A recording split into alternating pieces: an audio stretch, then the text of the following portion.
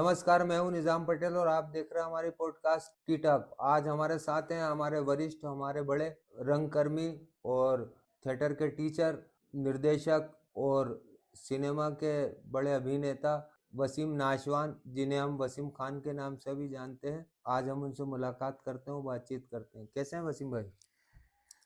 बस अल्लाह का करम है, तंदुरुस्त हैं। जी और मैं समझता हूँ निज़ाम साहब, जी। मैं दुनिया का बहुत ज़्यादा खूबसूरत इंसान, बेशक।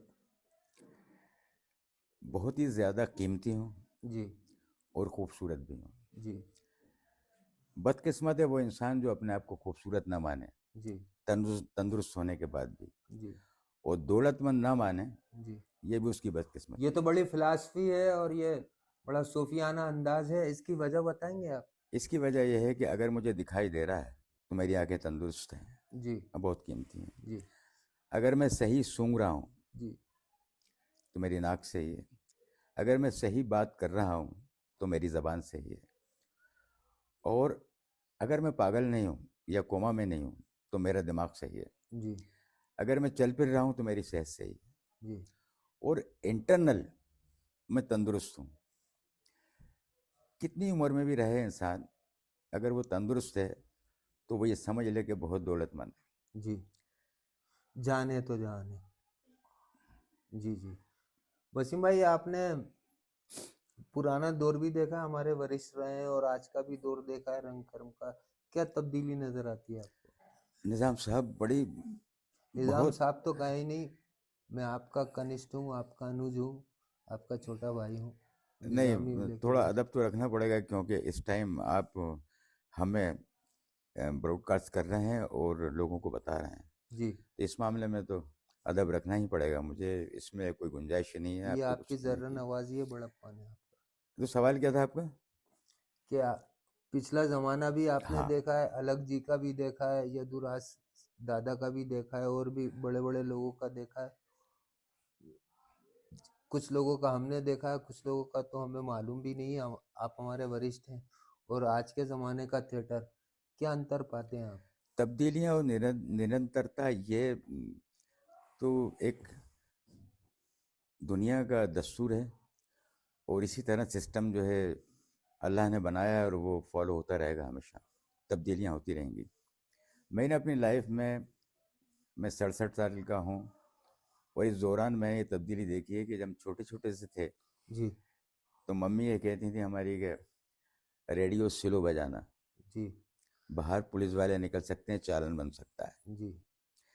लाइसेंस रिन्यूअल होता था हर साल। किस रेडियो बात का? रेडियो का रेडियो का? रेडियो का लाइसेंस रिन्यू होता था जब मैं 8-9 साल का था, जब की बात बता रहा हूँ। अजीब बात है, बता रहे अजीब हैं। नहीं, सत्य है। अजीब नहीं, सच्चाई है ये।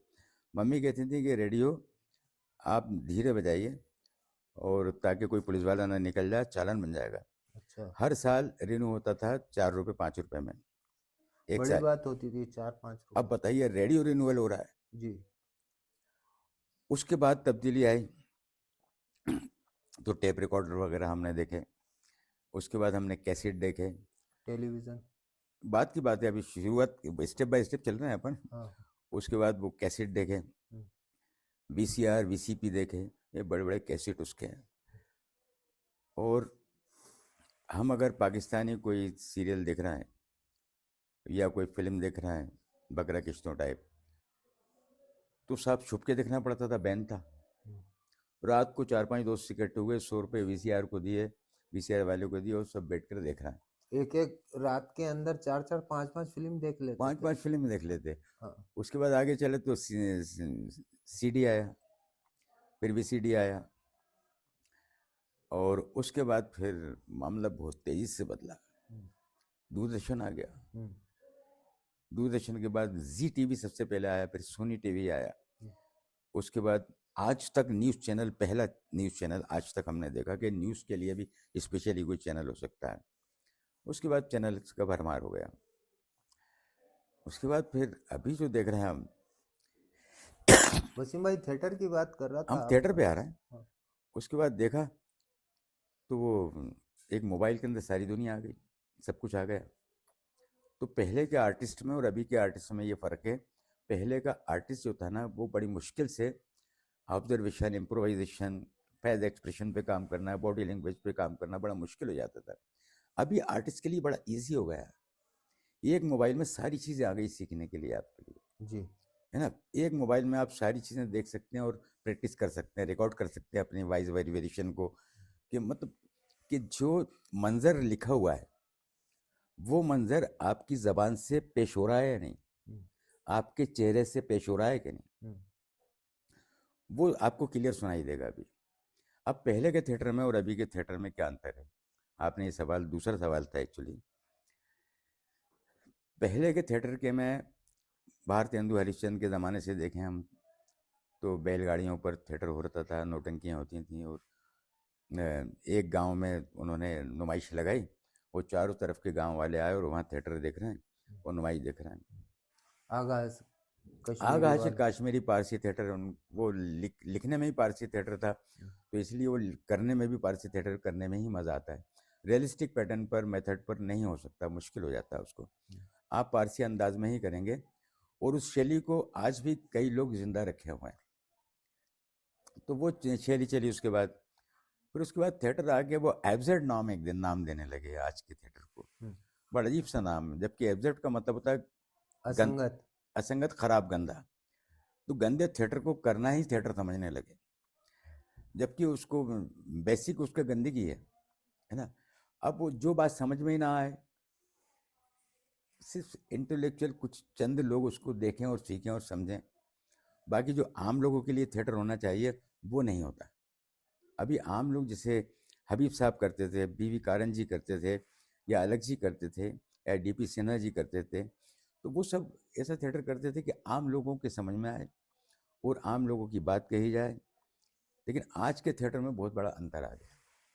हमने देखा कि पहले जो गुरु होते थे उनसे शिष्य बहुत डरते थे और बहुत कुछ सीखते थे।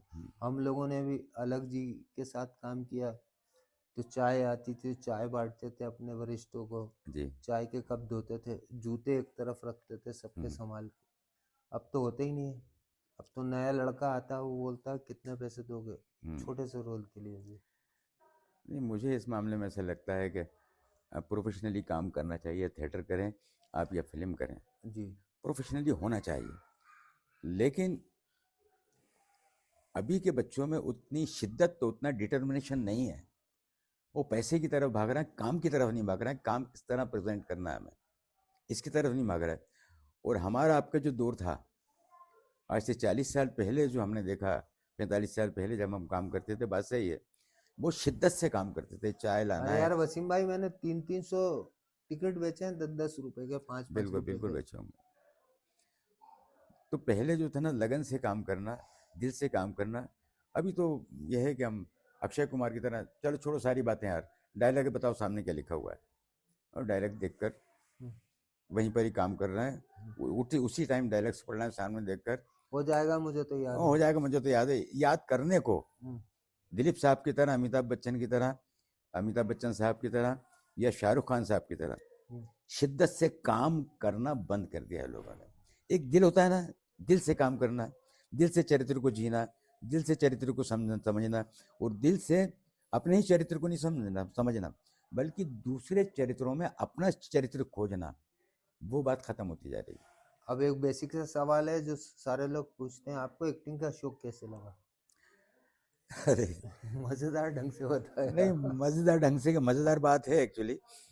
मैं 9-10 साल का हूँगा तकरीबन, 5th क्लास में पढ़ता था, और टीएम कॉन्वेंट स्कूल में यहीं रायल मार्केट पर ही है। तो एक बार एक फंक्शन हो रहा था सालाना हम लोगों का, तो उस फंक्शन के लिए क्लासों में कहा गया कि भाई कौन कौन थिएटर करना चाहता है, एक्टिंग करना चाहता है, वो आ जाए। तो न जाने क्या गाहे बगाहे हमारा हाथ उड़ गया, क्या हमें करना है।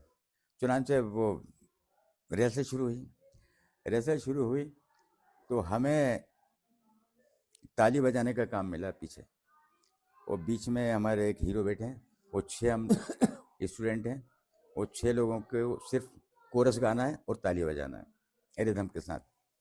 अब जो मेन कैरेक्टर था उसका नाम था जोस जेकब, क्रिश्चियन थे वो, हमारे फ्रेंड थे। उस दौर में, अभी तो पता नहीं कहाँ है। तो अब वो मेन कैरेक्टर कर रहे थे।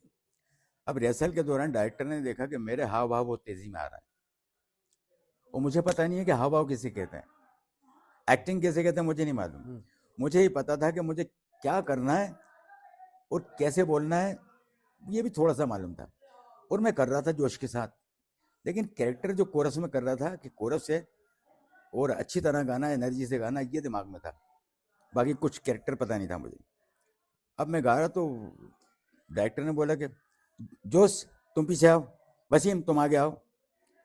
अरे मेरे तो हाथ पे फूल गया, मैंने क्या आगे बैठूंगा, क्या करूं। ये जिंदगी का पहला परफॉर्मेंस था रविंद्र भवन में। मैं आगे बैठ गया। अब निज़ाम साहब जब आगे बैठा तो मुझ में नया ने कहाँ से एक जोश आ गया, और मैंने गाना शुरू करा। वो सब लाइव गा रहे थे अपनी अपनी आवाज़ में। मैंने गाना शुरू करा और तालियां बजाना शुरू करी, वो सब मेरे पीछे कोरस गा रहे हैं। ये रिहर्सल की बात है। तो मैडम को एक दिन चेक करवाया कि आप देखिए, हमारी जो मैन हेड थी वहाँ की, सब प्रोग्राम देख रही थी, ऑर्गेनाइज कर रही थी, देखो ज़रा आज हमने कव्वाली कैसी तैयार करी है। तो उन्होंने देखा कि वसीम को क्यों कर लिया, जोश सही था, ये बहुत हाथ पैर मार रहा है, बड़ों की तरह लग रहा है ये। मैडम ने बोला, सर ने बोला हमारे जो डायरेक्टर थे कि नहीं, ये मैं ये नहीं कर पाऊंगा, इन्हीं को लेना पड़ेगा। तो कहना एक शर्त है, एक अलीम उर रहमान जो मेरे भांजे हैं, वो भी साथ पढ़ते थे मेरे, तो उनसे कहा हमारी मैडम ने कि जब ये ज़्यादा हाथ पैर मारे तो इसके ऐसे चिमटी भर लेना, तो समझ जाएगा कि मुझे हाथ पैर नहीं मारना है ज़्यादा। अब मैंने जब मंच पे गया तो मैंने सलीम से कहा कि सलीम अगर तूने ऐसा करा तो मैंने ऐसा करा, मार दूंगा, एक थप्पड़ दूंगा वहीं से मैं, मंच पर ही। मैंने क्या चीज़ सवार थी कि मुझे अच्छा परफॉर्म करना है, और मैंने साहब वहाँ परफॉर्म किया। उस सब ने उठकर तालियां बजाई, इतने खुश हुए, सारी फैमिली इतनी आई। लेकिन फिर थिएटर में कैसे आना हुआ? अब ये थिएटर ही हो गया ना। नहीं, ये तो स्कूल ये का है। ये हो गया एक चीज़। वो भी अच्छा चुटकुला है। बड़े थिएटर में मैंने काम किया हाँ, रंजीत वही। कपूर साहब के साथ। अन्नू रंजीत कपूर के जो कपूर, अरे अन्नू वाह कपूर वाह के वाह। बड़े भाई, पहला मंचन उनके किया था मैंने, जब तकरीबन 1979 जब मैं उनके था। वालिद साहब का भोपाल थिएटर में बड़ा योगदान है। बहुत बड़ा योगदान था उनका। सबसे पहले उन्होंने ही पारसी थिएटर भोपाल में शुरू किया। जी जी हाँ। तो इस तरह हमारा वो पहला मंचन हुआ था। फिर इधर 8-10 कैसे साल आए की। आप? अब एक बार उर्दू के नदीम पेपर उस ज़माने में निकलता था, अभी भी आता है शायद। नदीम पेपर में निकला निकला कि भाई वो उर्दू के बोलने वाले कलाकारों की ज़रूरत है। तो अब तक मैं 18 साल 19 साल का हो चुका था, 18 साल का, तो मेरी समझ में आ गया था कि मुझे एक्टिंग करना है, ऐसा था। क्योंकि सेंस ऑफ ह्यूमर मेरा अच्छा था, वो बातें अच्छी करता था, लोगों से हंसी मजाक करता था। खैर मैं पहुंचा वहाँ पर, कहाँ, रंजीत साहब ने बुलाया था। उस वक्त नीला मान सिंह चौधरी, राजीव वर्मा जी उनके असिस्टेंट थे। तो वहाँ पहुँचा तो मैंने इंटरव्यू दिया अपना, बात करी उनसे। उसके बाद कहना हम फ़ोन करेंगे आपको, फ़ोन नंबर कोई दे दो। फ़ोन नंबर था नहीं, हमारा पड़ोसी का फ़ोन नंबर दे दिया हमने। तो लैंडलाइन चलते थे उस दौर के अंदर। फ़ोन नहीं आया हमारे पास। हम रोज़ाना जाके पड़ोसी से पूछे हमारा कोई फ़ोन आया, पता चला नहीं आया। अरे 3-4 दिन हो गए यार। अब उसके बाद मैंने पता लगाया, वो उसी जगह पे गए जहाँ ऑडिशन इंटरव्यू हो रहे थे, प्रोफेसर कॉलोनी में, जहाँ अलग जी रहते हैं ना, हाँ। उनके सामने के साइड में रहते उर्दू अकादमी, वहाँ हो रहे थे। उर्दू अकादमी का ऑफिस था। फिर मैं गया, मैंने कहा भाई वो फ़ोन नहीं आया। इन्हें रिहर्सल कैरियर स्कूल में चल रही है, इरफान भाई ने कैरियर स्कूल करवा दिया था। हाँ जी, इरफान सौरभ साहब ने। तो वहाँ कैरियर स्कूल में रिहर्सल चल रही थी। अब मैंने देखा तो कम से कम 70 लोग वहाँ बैठे हुए हैं। देवगान शुक्ला, अशोक बुलानी जी, अरे वाह। और सब बड़े बड़े लोग जितने भोपाल के टॉप आर्टिस्ट थे उस टाइम, वो सब बैठे, छोटे आर्टिस्ट बैठे। हम जाके 70 लोगों में सीधे घुस गए, वो पीछे जाके बैठ गए। वहाँ समोसा, चाय आई, नाश्ता आया, हमने खाया। और उसके बाद मैंने कहा कोई मुझे ये नहीं पहचान ले कि यार ये नया कहाँ से घुस गया। एक दिन हुआ, दूसरे दिन भी टाइम पे गया मैं, तीसरे दिन भी टाइम पे गया, चौथे दिन मुझे स्क्रिप्ट मिल गई। अब स्क्रिप्ट मिली तो मैंने अपना कैरेक्टर पढ़ा, पढ़ना आए नहीं, अभी उस वक्त कैसे पढ़ा जाएगा, क्या सबको पढ़ते देख रहा, मेरे होश उड़ जाए कि यार ये तो कन्वर्सेशन चल रहा है, बातें चल रही हैं, कैसे भी पढ़ते हैं कि बातें करते हैं। पढ़ना तो पढ़ना होता है, लेकिन बातें करना ये अजीब सा लग रहा मुझे, कितनी अच्छी बातें कर रहे हैं ये लोग।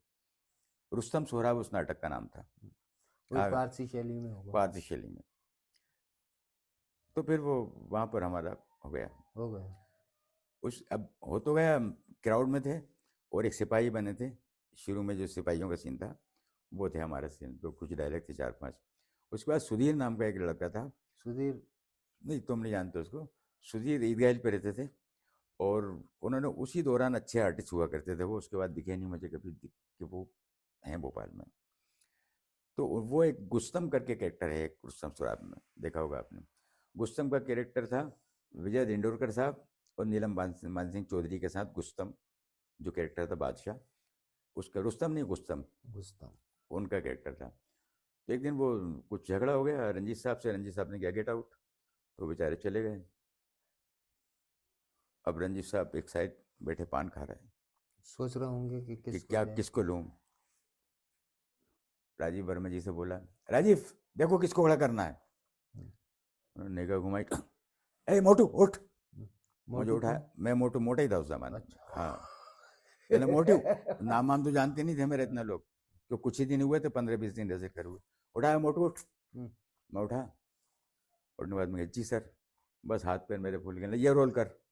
सबके कैरेक्टर मुझे याद हो चुके थे अभी तक, सबके डायलॉग्स आज भी मुझे कई डायलॉग्स मुंह जबानी याद है। मैं सर कल याद करके जाऊँगा।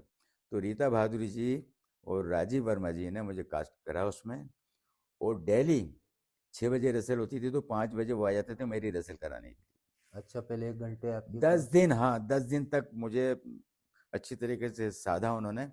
उसके बाद मैं करने के काबिल हुआ और फिर उसके बाद वो पहला कैसे आपकी यात्रा शुरू हुई वहाँ से। फिर किस किस के साथ काम किया? फिर उसके साथ फिर उसके बाद हमने अलग जी के साथ तो खैर बहुत सारा काम किया है, बरसों काम किया है। मेरी खुशनसीबी है कि मेरे साथ भी वसीम भाई ने काम किया। कौन सा प्ले था वो? पीले स्कूटर वाला आदमी। पीले स्कूटर वाले में नज़ियाम साहब के डायरेक्शन में काम किया, लेकिन वो भी बड़ा अजीब नाटक था, करना चाहता नहीं था ऐसा कैरेक्टर, बड़ा परेशान हो गया था। मेरी मोहब्बत में उन्होंने कर लिया, उनका शुक्रगुजार हूँ। और शुक्रगुजार इसलिए भी हूँ कि वसीम भाई आज मुझे पैरालिसिस हुआ है, आँख में भी तकलीफ है और मुझे देखने के लिए मुझे आए हैं। वसीम भाई, एक मजेदार किस्सा याद आ रहा है कि एक बार आपने मुझे बताया था जी। कई बार हम आपके घर आ जाते थे रात में जान खाने दोस्तों के साथ। एक बार आधी रात को आप आ रहे थे, पुलिस वालों ने आपको पकड़ लिया। अरे हाँ। और आपसे बोला कि कहाँ से आ रहा, क्या हो? आपने बोला मैं तो एक्टर हूँ, आर्टिस्ट हूँ। हाँ। तो नहीं कि आप कुछ सुनाओ, फिर आपने परफॉर्मेंस किया था, बताओ ना वो किस्सा। नीलकांत करके एक हमारे दोस्त हैं। नीलकांत सक्सेना? हाँ, नीलकांत सक्सेना। तो राकेश कबीर जो अभी दुनिया में नहीं है, बहुत अच्छे हमारे बचपन के साथी रहे और बहुत बढ़िया और बहुत अच्छे एक्टर थे। तो हम दोनों तकरीबन 2:30 से 3 बज रहा था रात का, हम लोग उनकी कुछ फिल्में देख रहे थे वहाँ बनाई हुई। उसके बाद वहाँ से निकले तो 2:30 बज चुका था। तो पीरियड के चौराहे पर एक बड़ी चेकिंग हो रही थी। वो फीमेल आईजी कौन थी यहाँ की? हाँ, वो ध्यान में नहीं है। अरे आशा गोपालन। अच्छा। आशा गोपालन करके वहाँ पीरियड चौराहे पर चेयर लगा के बैठी और गाड़ियों को रोके जा रहे थे। कई गाड़ियाँ खड़ी थी और बहुत पुलिस लगी थी वहाँ पर। मैं तो खुद देख के दंग रह गया कि कर्फ्यू हो रहा है, क्या हो रहा है, क्या लग गया एकदम अचानक। हम 10 बजे चले थे वहाँ से, 2-2:30 बजे रात को, और देखो तो यहाँ।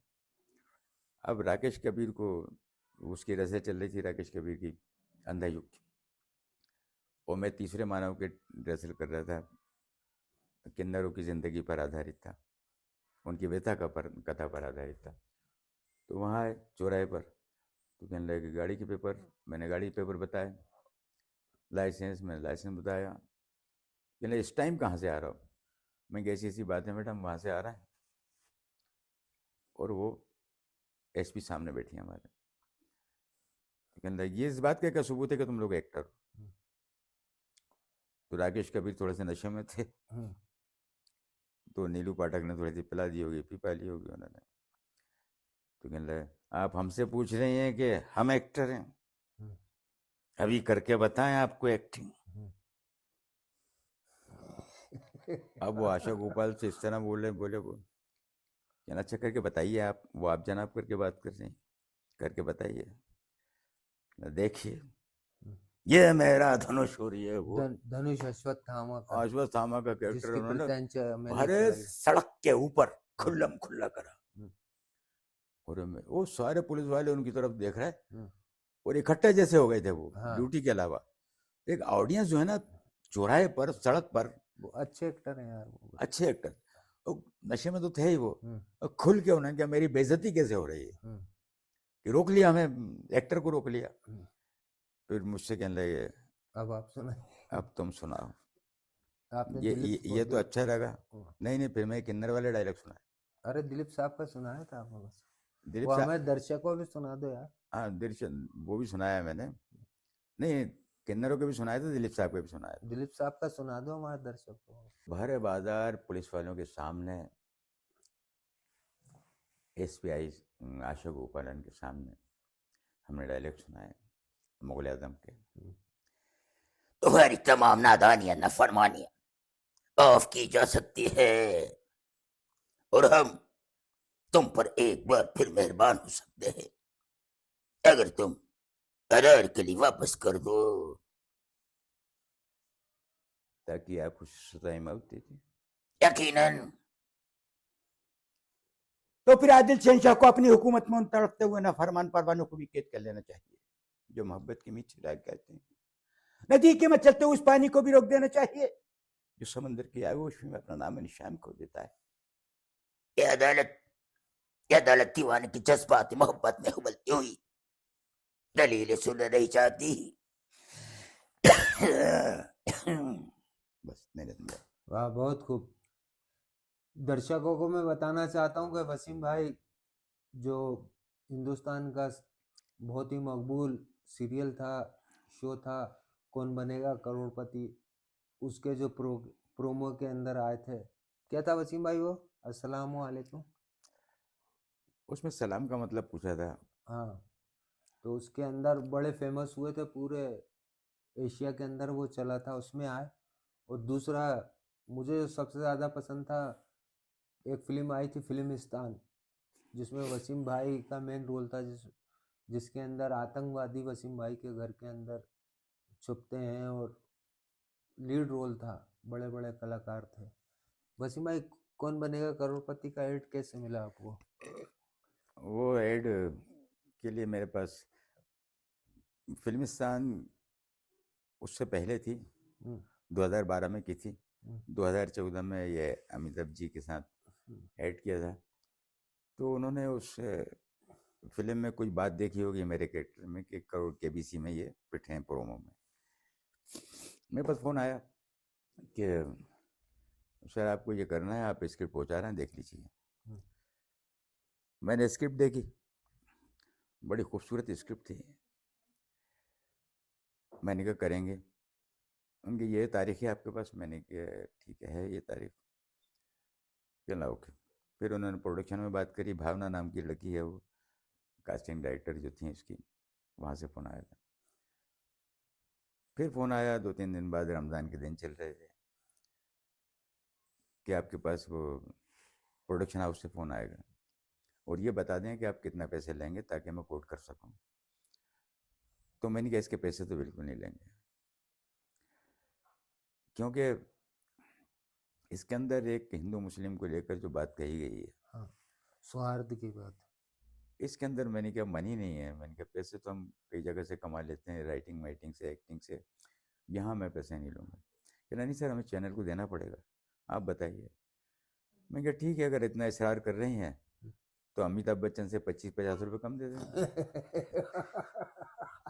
तो वो इसी तरह हंसी वो, सर प्लीज़ बता दीजिए, मजाक मत कीजिए।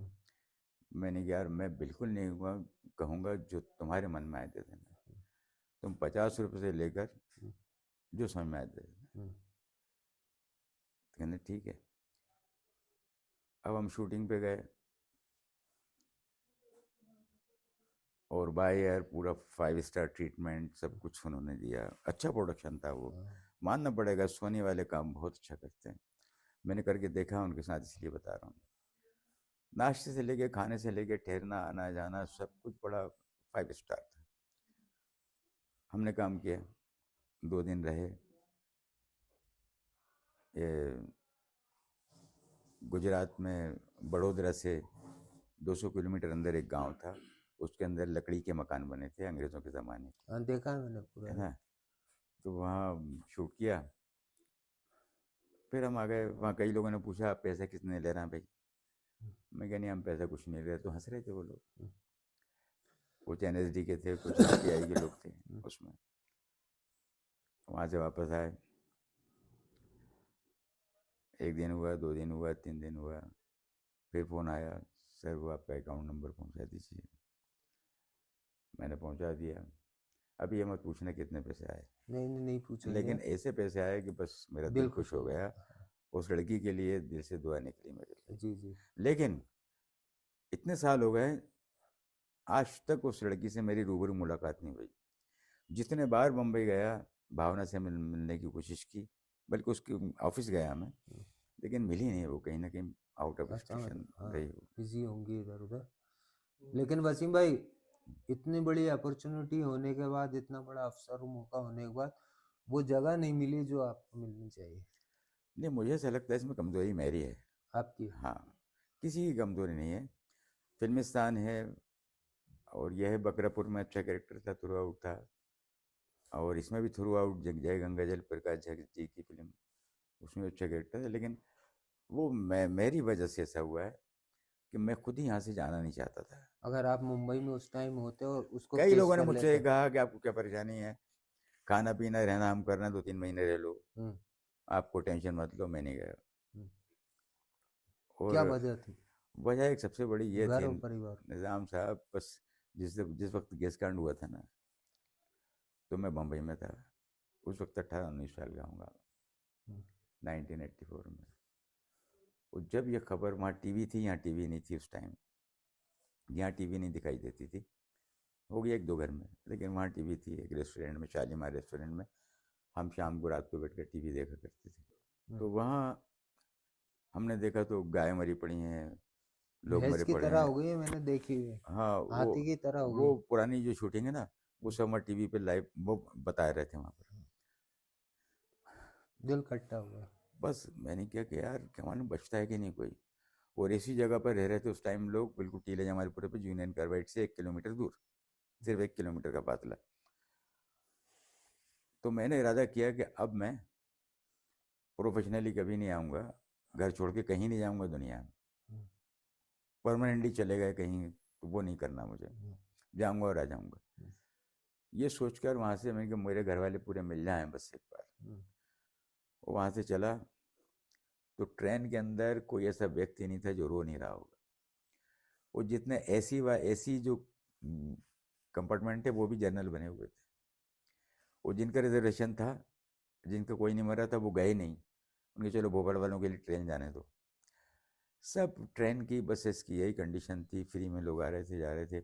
फिर हम यहाँ आए, देखा तो सब लोग सुरक्षित सही मिले। कुछ 15 रिश्तेदारों को गैस लगी थी, बाकी हानि कुछ भी नहीं हुई थी। लेकिन फिर भी आज भी अफसोस है, अभी गैस कार्ड निकला है तो 4 ये दिसंबर हमारे को। वसीम भाई, इनकी आपने पूरी दास्तान सुनी, और आज भी ये नए बच्चों को सिखाने और अभिनय की ट्रेनिंग दे रहे हैं। इनका बहुत बहुत शुक्रिया।